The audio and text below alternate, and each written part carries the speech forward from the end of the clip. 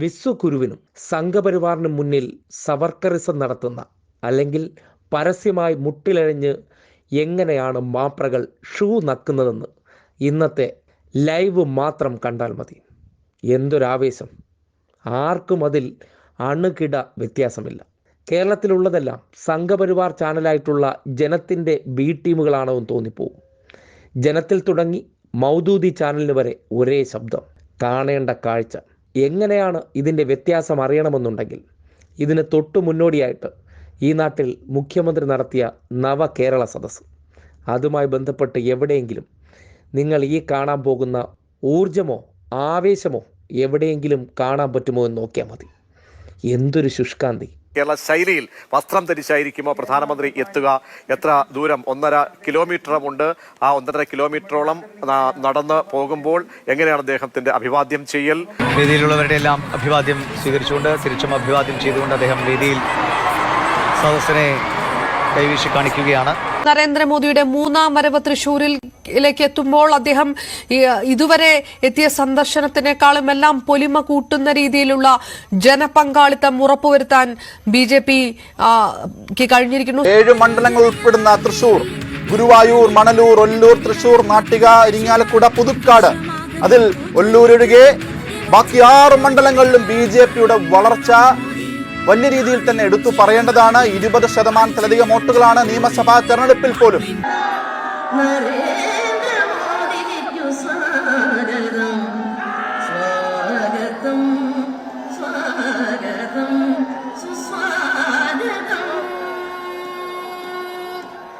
പുഷ്പവൃഷ്ടിയുണ്ട്. ബിജെപിയുടെ പതാക വീശി അവർ അഭിവാദ്യം ചെയ്യുന്നു, ജയ് വിളിക്കുന്നു.